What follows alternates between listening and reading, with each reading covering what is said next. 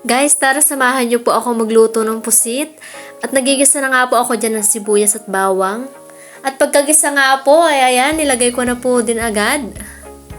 Abay nang makaluto na po at paalis na din po ang aking mga kuya. Gawat may work nga po sila na extra po sa pagbubuhat ng palay. Aba ay bago naman sila umalis ay nang makakain muna. Kaya agad ako'y nagluto agad. At ayan na nga po kumukulo at nag-add na nga rin po pala ako dyan ng sili. Abay para naman tama yung lasa. Ayan, tamang halo lang po guys.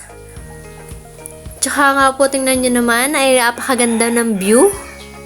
Kakaani nga lang po pala ng kahapon guys. Tingnan nyo apakaganda ng view. At ayan na nga po kumukulo na guys at luto na po. Yun lang po. Kain po tayo.